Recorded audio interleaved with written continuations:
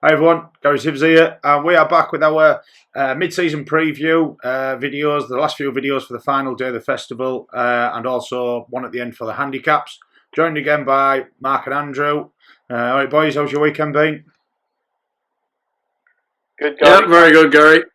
Good stuff. Couple of winners today, Andrew, eh? Nice to get them on. Yep, not too bad. I had a 11-1 winner there at Punchestown, which was very nice. Filled the bit of the void of losing a few quid over the weekend as well. Good stuff, good stuff.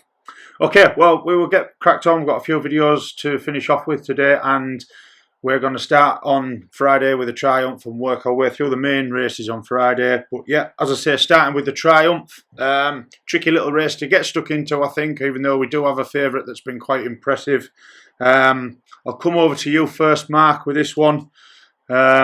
What's your stance on this one, Mark? Have you had a bet to date? I had a few quid on Zana here after he won the first race. I think he's looked quite professional, to be honest, but you can never tell with these 4-year-olds that are improving, and our other horse is going to come into the picture as well. Zana here's quite short at 5-2, but he's made short work of everything. He's won in a fast run race. And then they tried to slow up last time and go as slow as they could, try and get him beat, and he's just thrashed them again. So for me, he's going to be hard to beat, and I would be on him, but I wouldn't be telling anyone to back him at 5-2. If you've got the better prices, then you're sitting pretty. But if you haven't, then I'd be waiting till the day. But he'd be my pick, though. Sadly, favourite. Sorry. On the on the favourite. Yeah, well, that's fair enough. Yeah, Mark, where are you with this? Obviously, Gordon Elliott just seemed to have quite a strong hand in this race. Yourself? Yeah, I think Gordon Elliott does have a very strong hand in this. I think Zana here is fairly bomb-proof. I think 5-2, probably actually not the worst price, I don't think. I don't think the English form from that Chepstow race is actually that far behind some of the Irish form, which is unlike me for me to say that because I'm very Irish biased usually. But I was quite impressed with Adagio. I've backed Nasalam earlier in the season at a bigger price. I was a little bit disappointed, but I thought he ran pretty well. The one I can't have in this market, I'm sorry, Gary, if you are going to put this horse up, but French Asile at 6-1, I think, is a bonkers price. He won a race that, to be honest, I could have run around Leopardstown and finished mid-div in. Possibly one of the worst maiden hurdles the course has ever seen. The two horses that came second and fourth have been stuffed today since, and it just seems to be a hype thing, really. But Elmarie Holden's a selling yard. She'll have had that horse with a gun to his head for his first start to get a big deal out of it, and she obviously has. The Donnellys have come and swooped in. Couldn't advise anyone to go near it at 6-1 until we see something different from him.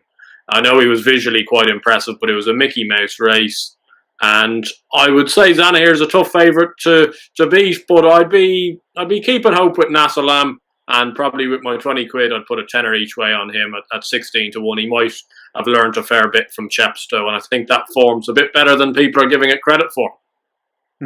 Yeah. Well, lucky after you giving the horse a slating, I'm not going for French Asile because I'd feel a bit stupid if I was right now. So that's good, isn't it? Yes. So just for people watching, we don't really discuss off air who we're putting up. We just leave it as a bit of a surprise we're going on. So that's why Andrew said that.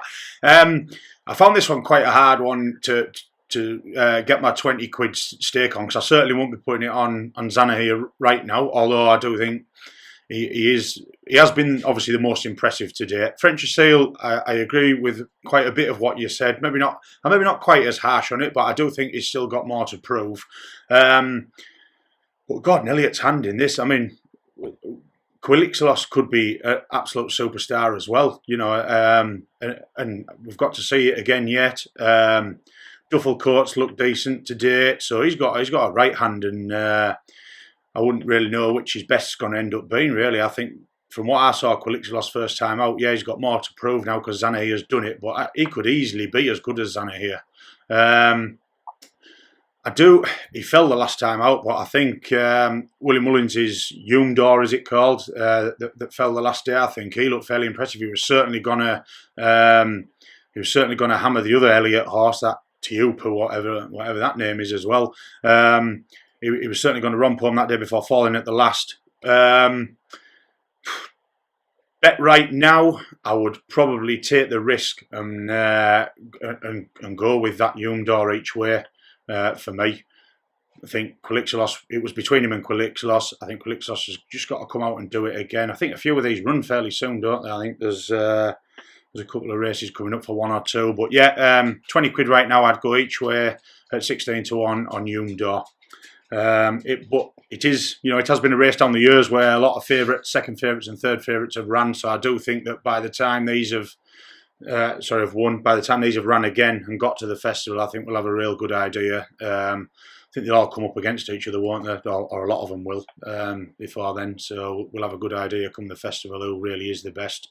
But like with a lot of these novices, still a bit up in the air for me.